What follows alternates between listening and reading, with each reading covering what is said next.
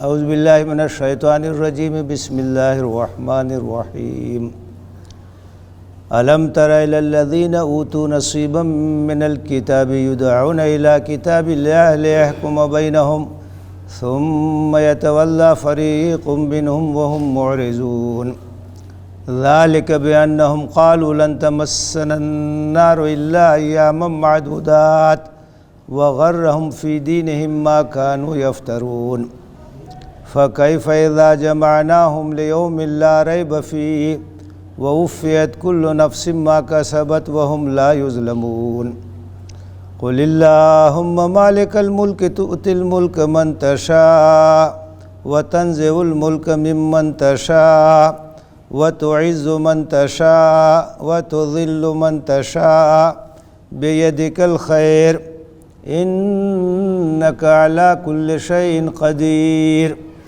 تولج الليل في النهار وتولج النهار في الليل وتخرج الحي من الميت وتخرج الميت من الحي وترزق من تشاء بغير حساب۔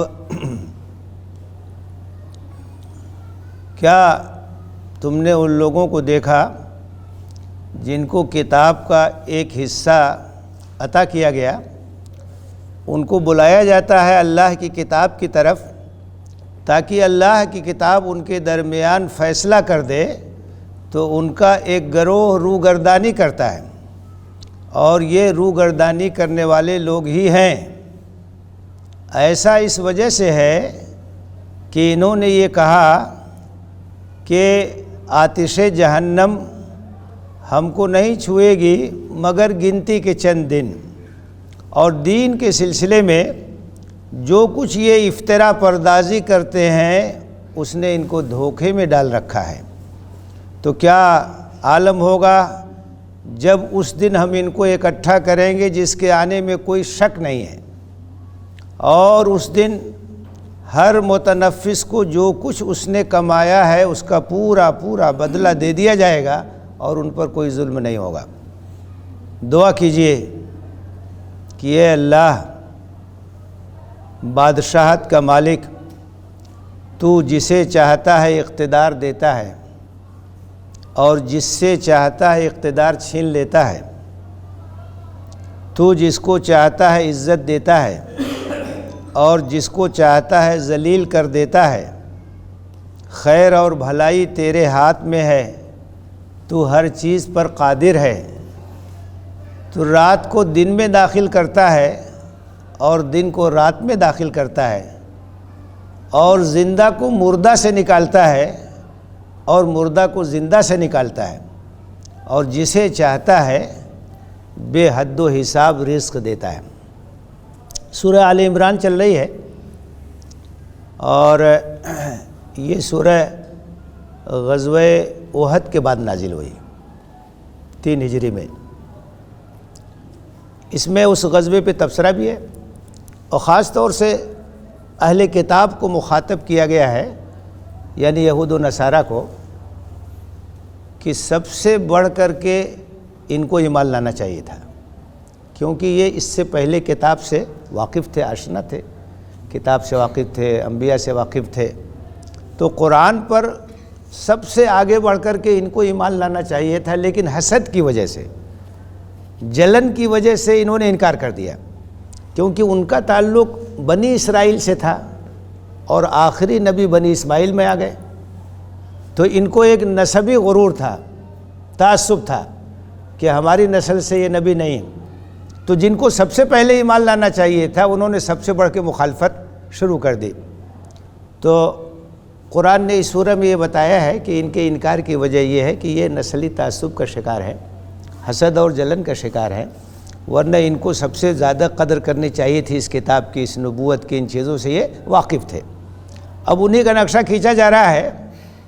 الم تر الی الذین اوتوا نصیبا من الکتاب، یہ وہ لوگ ہیں جن کو کتاب کا ایک حصہ دیا گیا، یعنی اللہ تعالیٰ نے بہت سی قوموں میں اپنے انبیاء کو بھیجا، کتابوں کو نازل کیا، تو یہود و نصارہ کو بھی اللہ تعالیٰ نے انبیاء کے ذریعے سے نوازا اور کتابیں نازل کی، توریت اور انجیل۔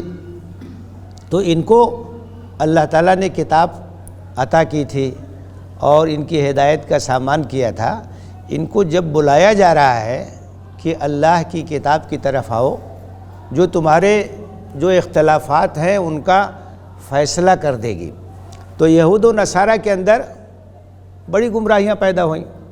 توریت کے اندر بھی انہوں نے رد و بدل کر دیا، انجیل کے اندر بھی انہوں نے تحریف کر دی، اور آپس میں ایک دوسرے کو گمراہ قرار دینے لگے، اور طرح طرح کے فرقہ پیدا ہو گئے۔ تو ان کو دعوت دی گئی کہ اللہ کی آخری کتاب قرآن مجید نازل ہو چکا ہے، اور یہ کتاب ایک طرح سے ایک کسوٹی ہے، ایک معیار ہے۔ تم اللہ کی کتاب کی طرف آؤ، تمہارے جو اختلافات ہیں اس کا فیصلہ یہاں سے ہوگا، کون حق پر ہے کون حق پر نہیں ہے، اس کو جانچنے کا معیار کیا ہے؟ اللہ کی کتاب، اور اپنی اصلی شکل میں موجود ہے۔ تو جب ان کو بلایا جاتا ہے کہ اللہ کی کتاب پر ایمان لے آؤ، اس کو اپنا حکم بناؤ، اس کی روشنی میں اپنے اختلافات کو دور کرو، تو یہ منہ موڑتے ہیں، حالانکہ ان کو آنا چاہیے۔ تو فرمایا الم تر الی الذین اوتوا نصیبا من الکتاب یدعون الی کتاب اللہ لیحکم بینہم، ذرا دیکھو ان لوگوں کو جن کو کتاب کا ایک حصہ دیا گیا، اور جب ان کو بلایا جاتا ہے کہ کتاب اللہ کی طرف آؤ، قرآن کی طرف آؤ، قرآن سے اپنا فیصلہ کراؤ، لیحکم بینہم، تاکہ قرآن ان کے درمیان جو اختلافات ہیں اس کا فیصلہ کر دے، بتا دے کیا صحیح ہے کیا غلط ہے، تو کیا ہوتا ہے ثم یتولی فریق منہم، تو ان کا ایک گروہ جو ہے منہ موڑ لیتا ہے، روگردانی کرتا ہے۔ اہل کتاب میں سے کچھ لوگ ایمان بھی لے آئے، لیکن اکثریت نے انکار کیا۔ تو قرآن جب ان کا تذکرہ کرتا ہے تو اس بات کا خیال رکھتا ہے کہ جو اہل ایمان ہیں ان کو الگ رکھا جائے، سب کے سب اہل کتاب اس راستے پہ نہیں چل رہے ہیں، بلکہ ایمان لانے والے بھی ہیں۔ تو ایک گروہ کا حال یہ ہے کہ وہ روگردانی کرتا ہے، منہ موڑتا ہے، وہم مورزون، اور یہ لوگ ایسے ہیں ہی، اس سے پہلے اپنے انبیاء کے ساتھ بھی یہی سلوک کیا انہوں نے۔ حضرت موسیٰ علیہ السلام کی دعوت پر بھی لبیک نے کہا، ان کی نافرمانی کی، حضرت عیسیٰ علیہ السلام کو تکلیف پہنچائی۔ تو یہ ان کی ایک طرح سے طبیعت ہے، ان کی روش ایسی ہے، یہ اس طرح سے روگردانی کرتے رہے ہیں۔ آج اگر کر رہے ہیں تو یہ کوئی تعجب کی بات نہیں ہے، اسی ڈھرے پہ چلتے چلے آ رہے ہیں۔ اچھا، ایسا کس وجہ سے ہے کہ یہ روگردانی کر رہے ہیں اور نبوت محمدی کا انکار کر رہے ہیں اور قرآن کا انکار کر رہے ہیں؟ اس کی وجہ کیا ہے؟ ذالک بانہم قالوا لن تمسنا النار الا ایاما معدودات، اس کی وجہ یہ ہے کہ یہ سمجھتے ہیں کہ ہم تو بخشے بخشائے ہیں اور ہم اللہ کے بہت چہیتے ہیں، اور ہمارے لیے جہنم نہیں ہے، جہنم میں تو ہم جائیں گے نہیں، گئے بھی تو چند دن کے لیے جائیں گے۔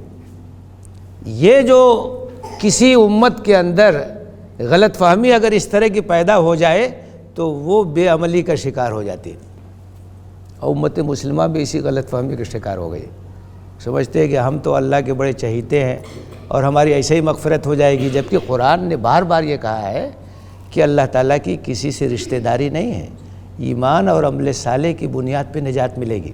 جہنم سے بچنا ہے، ایمان عمل صالح کا ثبوت دو۔ یہ آرزو اور تمنا سے جنت حاصل نہیں ہوگی، عمل سے حاصل ہوگی۔ تو ان کے اندر جو یہ کیفیت پیدا ہوئی ہے اس کی وجہ یہ ہے کہ یہ سمجھتے ہیں کہ ہم اللہ کے بڑے چہیتے لوگ ہیں۔ لن تمسنا النار الا ایاما معدودات، جہنم میں تو ہم جائیں گے نہیں، وہ گئے بھی تو چند دن کے لیے جائیں گے۔ قرآن نے ان کی بات نقل کی ہے، سورہ بقرہ میں کہتے ہیں نحن ابناء اللہ واحباؤ، ہم تو اللہ کے چہیتے اور اس کے لاڈلے، اللہ تعالیٰ ہم کو اپنی رحمتوں سے نوازے گا۔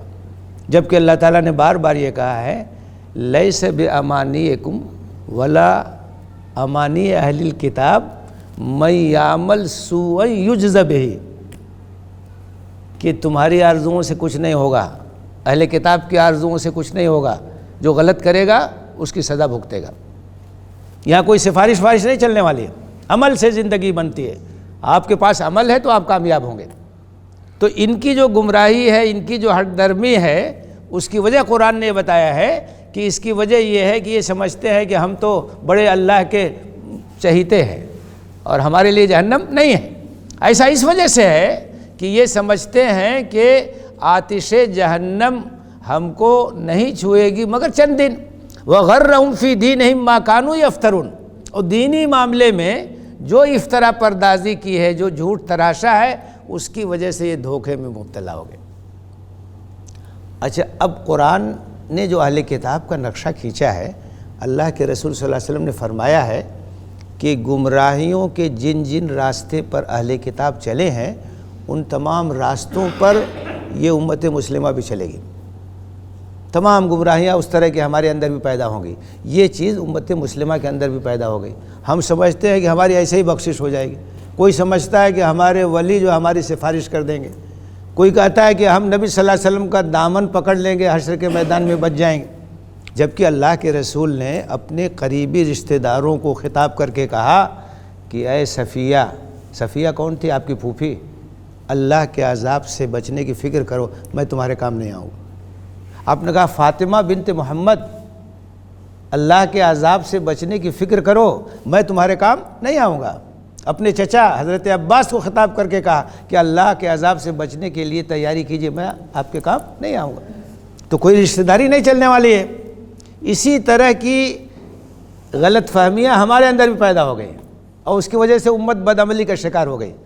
اللہ کے ہاں عمل کے علاوہ کوئی چیز نہیں، آپ کے پاس ایمان ہو، عمل ہو، آپ نجات پائیں گے۔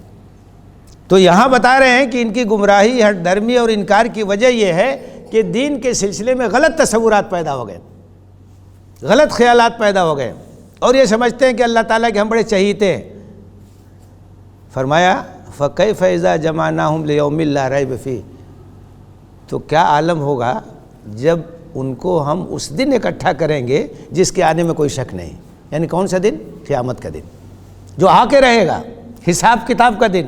آج تو بہت مگن ہے کہ ہم بڑے چہیتے ہیں اللہ کے، لیکن جب قیامت کے دن ان کو اکٹھا کیا جائے گا اور نامہ اعمال ہاتھ میں دیا جائے گا اور عمل کے علاوہ کوئی اور چیز وہاں نہیں ہوگی، تب ان کا عالم کیا ہوگا؟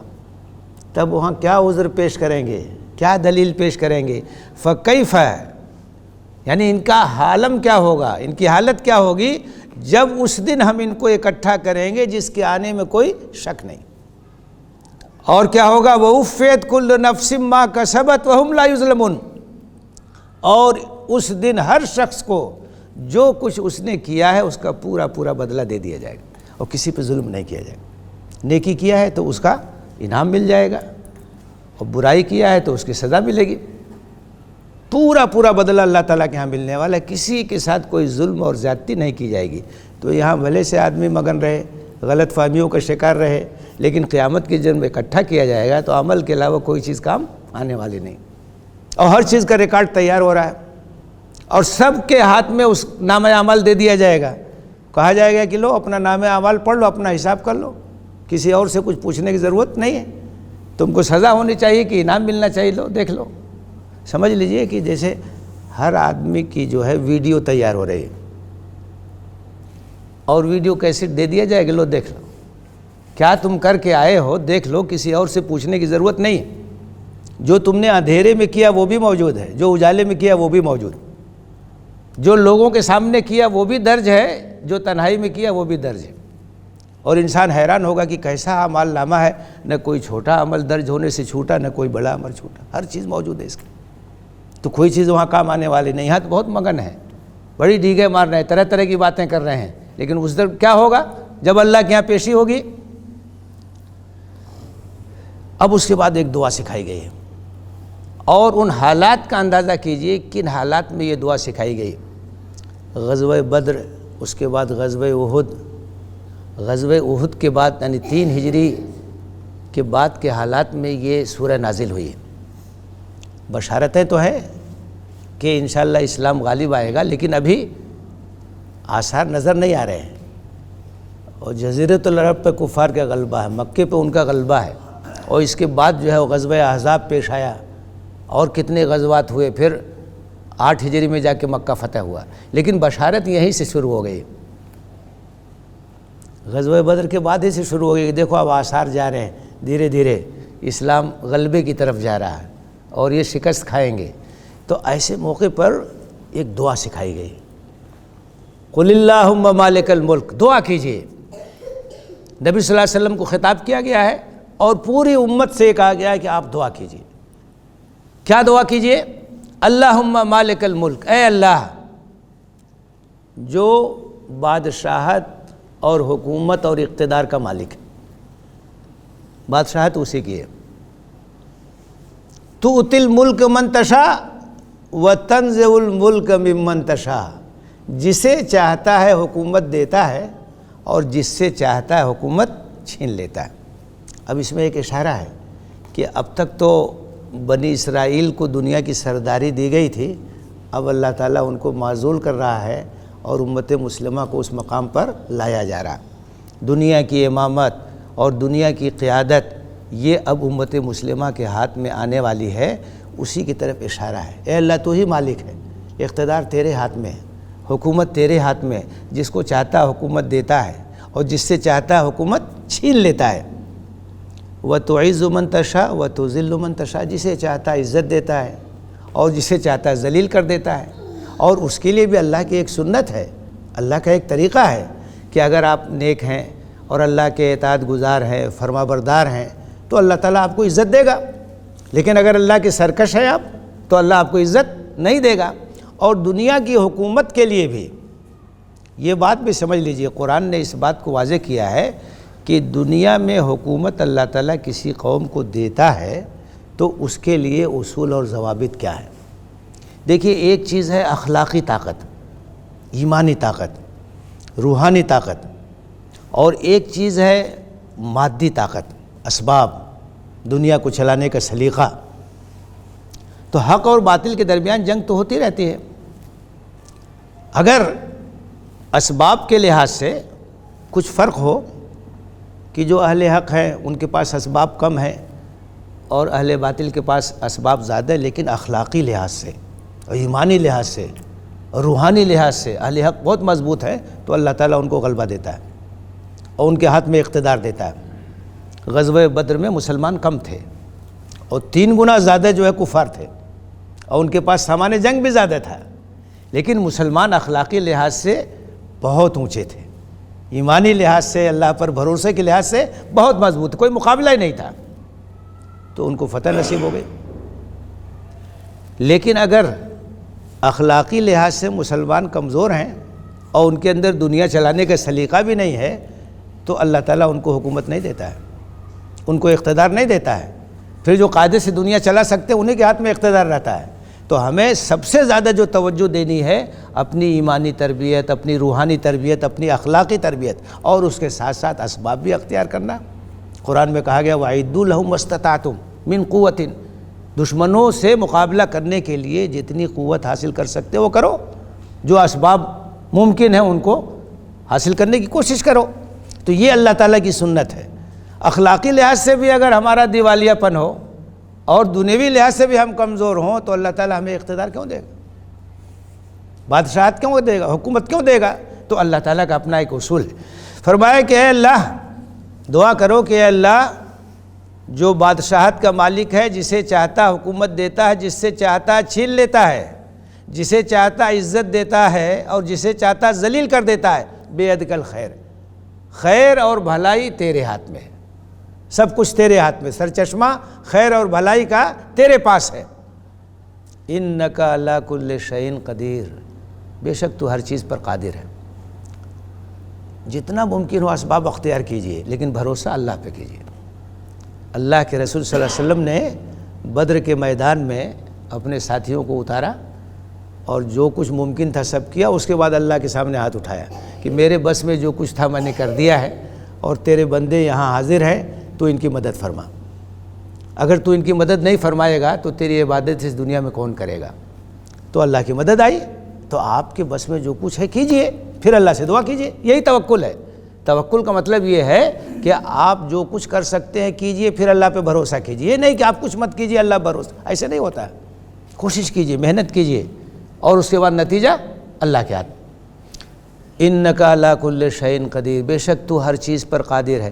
کبھی بھی مسلمان اپنی طاقت پر غرور نہیں کرتا ہے، اپنے علم اور اپنے تجربے پہ غرور نہیں کرتا ہے، جو کچھ ہے لگا دیتا ہے، اس کے بعد اللہ کے سامنے اپنا ہاتھ اٹھاتا ہے۔ اللہ جو چاہے گا وہی ہوگا، میری کیا حیثیت؟ ہم کہتے ہیں لا حول ولا قوت الا باللہ، کیا مطلب ہے؟ طاقت نہیں ہے، صرف اللہ کے ہاتھ میں، کوئی طاقت کسی کے پاس نہیں۔ جب مؤذن کہتا ہے حی علی الصلاح حی علی الفلاح، آؤ نماز کے لیے، آؤ کامیابی کے لیے، تو ہم جواب میں کہتے ہیں لا حول ولا قوت الا باللہ، سب طاقت اللہ کے ہاتھ میں ہے، وہی توفیق دے گا تو ہم نماز کے لیے آئیں گے، وہ توفیق نہ دے تو عبادت بھی ہم نہیں کر سکیں گے۔ تو ہمیشہ اللہ پہ بھروسہ کرنا چاہیے تمام محنت کرنے کے باوجود۔ تولج اللیل فی النہار وتولج النہار فی اللیل، تو رات کو دن میں داخل کرتا ہے اور دن کو رات میں داخل کرتا ہے۔ اب دیکھیے رات اور دن کی آمد ایسی ہے، اس طرح سے پرو دیا ہے اللہ تعالیٰ نے کہ وہ رات کے پیٹ سے دن نکل جاتا ہے اور دن کے پیٹ سے رات نکل جاتی ہے۔ اور اس میں یہ بھی ہے کہ کبھی رات لمبی ہوتی ہے، کبھی دن لمبا ہوتا ہے، ایسا لگتا ہے کہ دن رات میں داخل ہو گیا، اور کبھی ایسا لگتا ہے کہ رات دن میں داخل ہو گئی۔ یہ اللہ تعالیٰ کی حکمت ہے۔ اور آپ ذرا سوچیے، قرآن نے ایک جگہ کہا ہے، یہ بتاؤ کہ اگر مسلسل رات ہوتی تو دن کہاں سے ملتا جہاں تمہیں روشنی ملتی، کام کاج کرتے، اور اگر مسلسل دن ہوتا تو رات کہاں ملتی جہاں تم آرام کرتے۔ تو دن کی بھی ضرورت ہے اور رات کی بھی ضرورت ہے، اور رات اور دن کی آمد اس طرح سے ہے کہ ایک دوسرے میں جیسے پیوست ہے۔ وہ رات کو جیسے لگتا ہے دن میں داخل کر دیا، دن کو رات میں داخل کر دیا، دن کے بعد رات آتی ہے، رات کے بعد دن آتا ہے۔ یہ اللہ کی قدرت کا اس کا ایک کرشمہ ہے، اس کی ایک نشانی ہے، دونوں کی اہمیت ہے، دونوں کی ضرورت ہے۔ تو اللہ کی قدرت کی نشانی ذکر کی جا رہی ہے کہ تو رات کو دن میں داخل کرتا ہے، دن کو رات میں داخل کرتا ہے۔ وَتُخْرِجُ الْحَيَّ مِنَ الْمَيِّتِ، اور مردہ سے زندہ نکالتا ہے، مردہ میں سے زندہ نکالتا ہے اور زندہ میں سے مردہ نکالتا ہے۔ یہ بھی اللہ کی قدرت کا ایک مظاہرہ ہے۔ اب آپ بتائیے، مردہ میں سے زندہ، انڈے میں سے چوزا نکلتا ہے کہ نہیں؟ انڈا کیا ہے؟ مردہ ہے، اور اس کے اندر سے ایک جاندار نکل رہا ہے۔ تو یہاں دیکھیے مردہ میں سے زندہ نکل رہا ہے، اور مرغی میں سے انڈا نکل رہا ہے۔ تو مرغی تو زندہ ہے اور انڈا مردہ ہے، سمجھ رہے ہیں؟ یہ اللہ کی قدرت ہے، زندہ میں سے مردہ نکالتا ہے اور مردہ میں سے زندہ نکالتا ہے۔ آپ نے جو ہے ایک بیج ڈال دیا، اس سے ایک پودا جو ہوتا ہے اس کے اندر بھی ایک زندگی ہوتی ہے۔ جو لوگ نباتات کے ماہر ہیں وہ اچھی طرح سے جانتے ہیں کہ پودوں کی بھی ایک زندگی ہوتی ہے۔ تو یہ اللہ تعالیٰ کی قدرت کے مظاہر ہے۔ اور اگر مانوی لحاظ سے سوچیں تو یہاں یہ بات بھی ہے کہ کفر میں سے ایمان بھی نکل جاتا ہے اور ایمان میں سے کفر بھی نکلتا ہے۔ یعنی ایک کافر ہے، مشرک ہے، اللہ ہدایت دیتا ہے تو اسے زندگی مل جاتی ہے، ایمان کی روحانی زندگی ہے وہ۔ اور کبھی کبھی ایسا بھی ہوتا ہے کہ کوئی بدبخت ہو، وسیم رضوی جیسا، تو مرتد ہو جاتا ہے۔ تو یہ بھی نہ ہے، ایک طرح سے زندہ تھا مردہ ہو گیا ہو، تو یہ بھی ہوتا ہے۔ اب اللہ تعالیٰ امتحان کے لیے سب کو پیدا کیا ہوا ہے، جو جس راستے پہ جانا چاہتا ہے وہ راستہ اس کے لیے کھول لیتا۔ یہاں کوئی جبر نہیں ہے، آزادی ہے، اسی لیے انسان اس کا ذمہ دار ہے۔ فمن شاء فلیؤمن ومن شاء فلیکفر، جو چاہے ایمان لائے، جو چاہے کفر کرے، نتیجہ دیکھ لے گا۔ تو اللہ تعالیٰ نے آزادی دی ہے، کیونکہ ہم امتحان کے مرحلے میں ہیں، آزادی اگر نہ ہو تو مجبور ہو جائیں گے۔ تو یہ اشارہ ہے اس میں کہ جیسے اس وقت مان لیجیے کہ اگر مسلمان کمزور ہے تو اللہ تعالیٰ حالات کو بدل دے گا، طاقتور ہو جائیں گے۔ بظاہر جو ہے کفر کا غلبہ ہے، وہ طاقتور ہے، اللہ تعالیٰ حالات کو بدلے گا تو وہ شکست کھا جائیں گے، مغلوب ہو جائیں گے، اور مسلمان جو ہے وہ غالب آئیں۔ تو اس میں بشارت بھی ہے، اور اللہ سے دعا کرنے کی تلقین بھی ہے بہت ہی لطیف انداز سے کہ اسلام جو ہے وہ غلبے کی طرف بڑھ رہا ہے، کفر کی طاقت ٹوٹنے والی ہے۔ تو فرمایا تولج النہار فی اللیل، تو رات کو دن میں داخل کرتا ہے، دن کو رات میں داخل کرتا ہے، اور زندہ نکالتا ہے مردہ میں سے اور مردہ نکالتا ہے زندہ میں سے۔ وَتَرْزُقُ مَن تَشَاءُ بِغَيْرِ حساب، جسے چاہتا ہے بے حد و حساب روزی دیتا ہے۔ روزی بھی یہ سب اللہ تعالیٰ کی تقسیم، جسے چاہتا ہے دیتا ہے۔ کہتے ہیں چھپر پھاڑ کے دے دیتا ہے، ایسا کوئی ضروری نہیں کہ آپ بڑے پڑھے لکھے ہیں اور بڑے تجربہ کار ہیں تو آپ کو بہت کچھ مل جائے گا، جاہل کو بھی دے دیتا ہے۔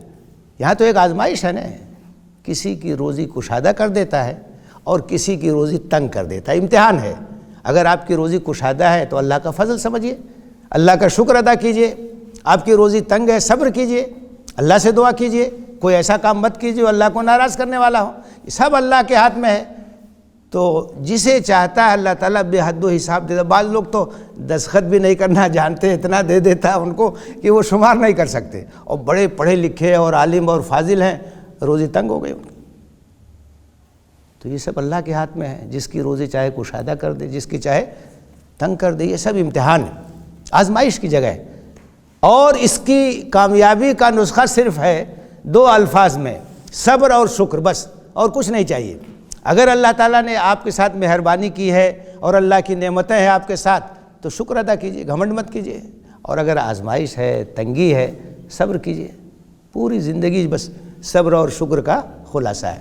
تو فرمایا صاحب اللہ کے ہاتھ میں ہے، اسی سے دعا کرنی چاہیے، اسی سے امید وابستہ کرنا چاہیے، اسی پر بھروسہ کرنا چاہیے. آپ کے بس میں جو کچھ ہے وہ اسباب اختیار کیجیے، باقی سب اللہ کے ہاتھ میں ہے.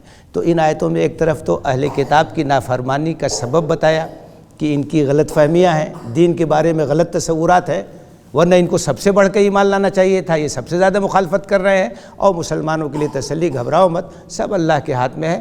ایمان اور اخلاق کو درست کرو، اللہ کی مدد تمہارے شامل حال ہوگی. اللہ ہمیں اس کی توفیق دے. آمین. وآخر دعوانا ان الحمد للہ رب العالمین.